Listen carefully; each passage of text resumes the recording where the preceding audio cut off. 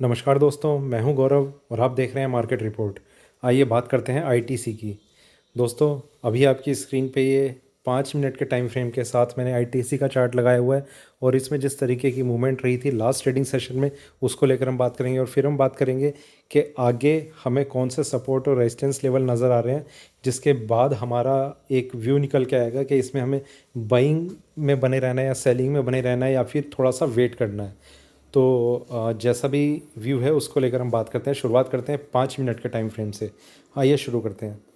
देखिए दोस्तों, यहाँ पर इसकी ओपनिंग हुई थी और मार्केट में एक थोड़ा सा सेलिंग प्रेशर रहा था, वो थोड़ा सा और बढ़ा। पर जैसी मार्केट क्लोजिंग के पास आया, इसमें से एक बाइंग आनी शुरू हो गई और मार्केट 179.5 के लास्ट ट्रेडिंग प्राइस के पास क्लोज़ हो गया। तो इस तरीके की एक मूवमेंट रही थी, बिल्कुल हाई पर अपने क्लोज़ हुआ है और हाई से ही इसने शुरुआत करी थी।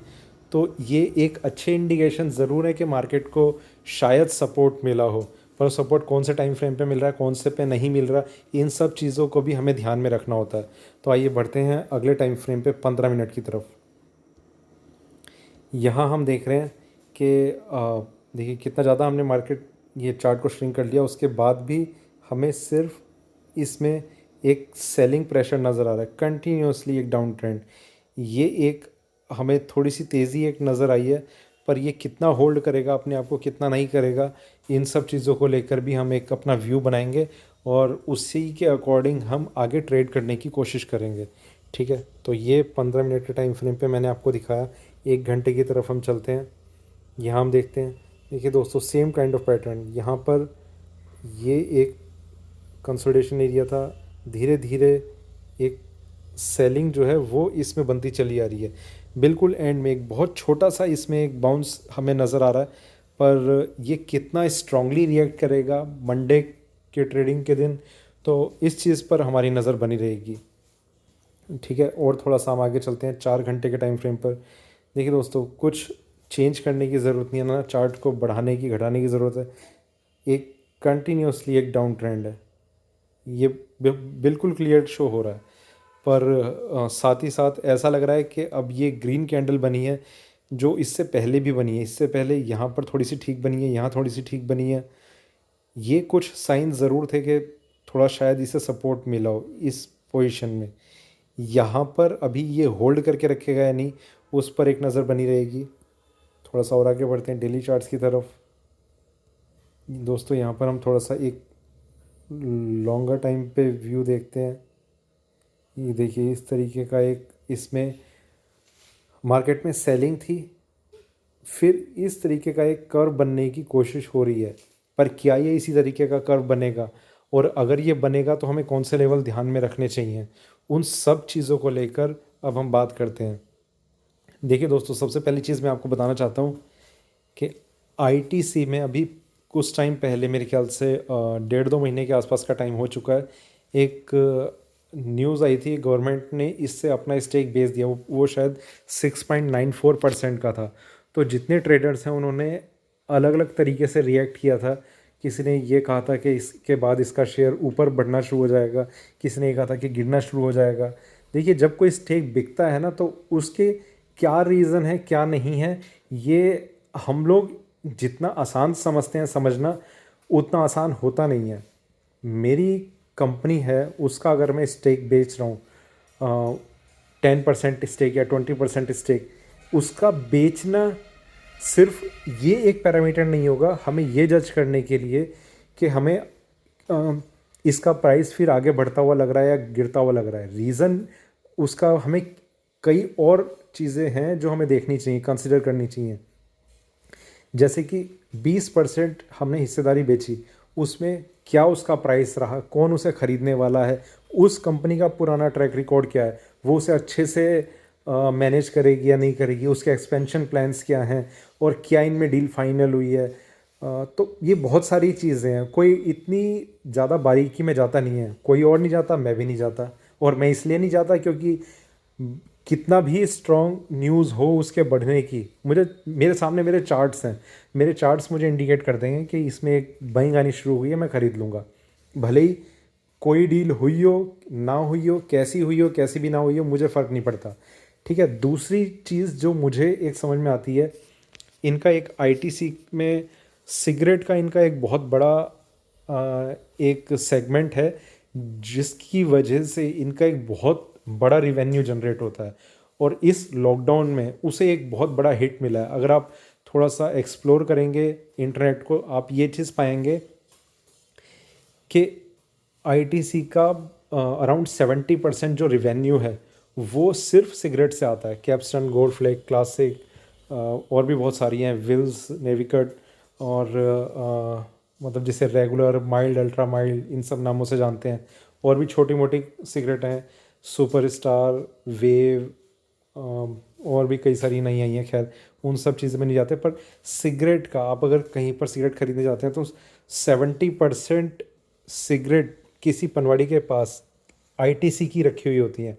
और जब इसके कंज्यूमर कम होंगे तो ऑब्वियसली जो इसका सबसे बड़ा बेनिफिशियरी होता है उसी को सबसे ज़्यादा हिट लगेगा, और वो बड़ा बेनिफिशियरी आईटीसी है।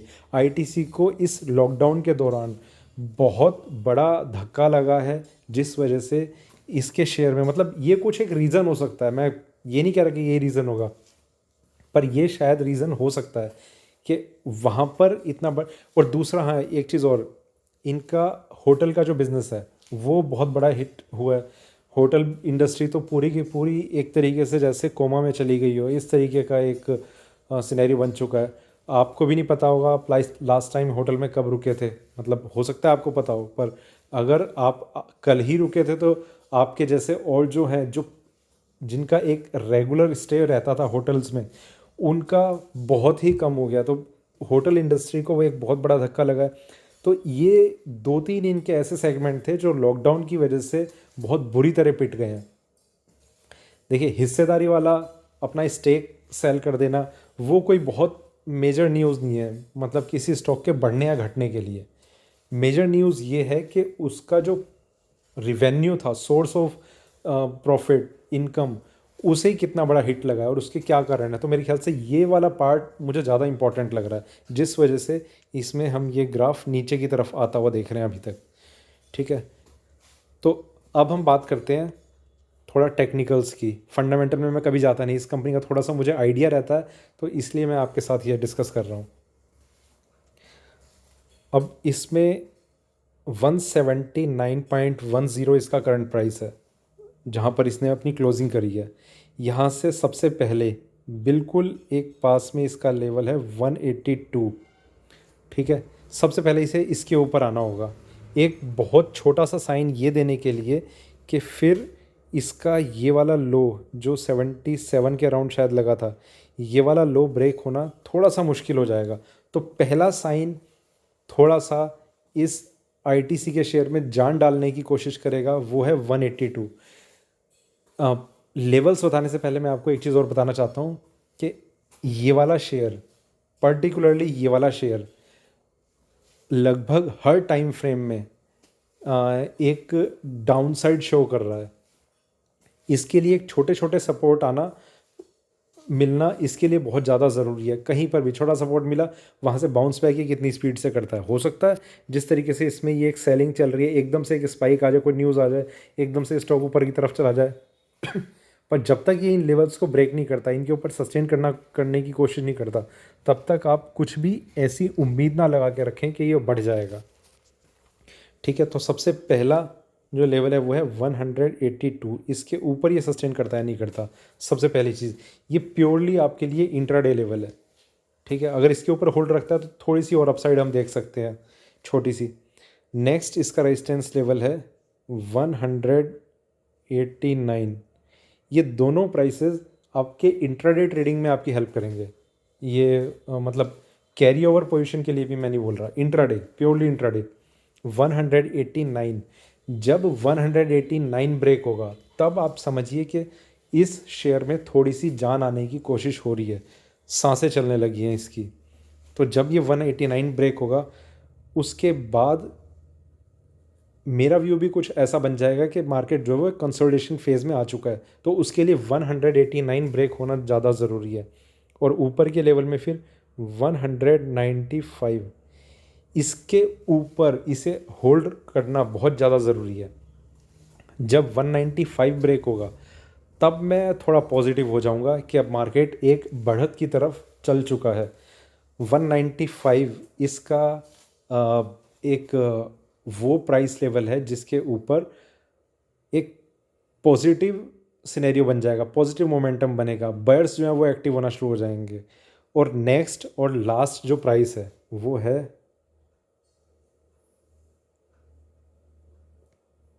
220, 220 रुपये।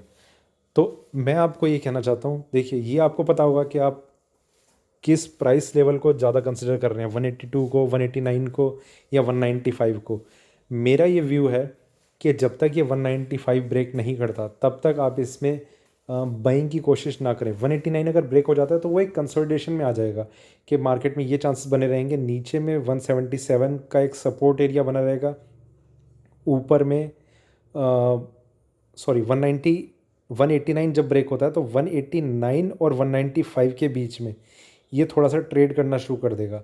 तो उस रेंज में ये रह सकता है जिसमें इसका एक मेजर सपोर्ट एरिया बन जाएगा 177। ठीक है, तो इस रेंज में ही रहेगा। अगर नीचे भी जाता है तो यहाँ से टर्न मारने के इसके काफ़ी ज़्यादा चांसेस बन जाएंगे। तो 195 को जब ये ब्रेक कर देगा तो आप इसमें एंट्री लेंगे तो बहुत अच्छा आपके लिए रहेगा। 195 जैसे ही ये ब्रेक करे आप इसमें एंट्री ले सकते हैं। उसके ऊपर अगर ये थोड़ा बहुत अपने आप को होल्ड करता है तो 195 इज़ द की लेवल जिसके ऊपर थोड़ी सी कोशिश ये बनेगी इस शेयर की कि वो ऊपर की तरफ जाए और जिसमें आपका थोड़ा पोजिशनल व्यू भी बन पाएगा।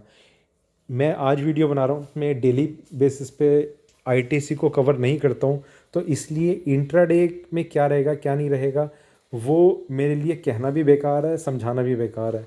तो 195 बाकी मैंने लेवल बताए हैं आपको, ये आपके लिए मंडे के लिए हेल्पफुल ज़रूर हो सकते हैं, पर आगे के लिए ये price level they keep on changing.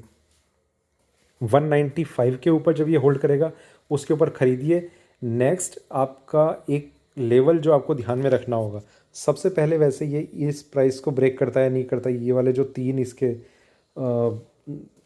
Price level बने हुए ये लगभग मेरे ख्याल से 2007 से 207 से 209 के बीच में कुछ ये प्राइसेस हैं।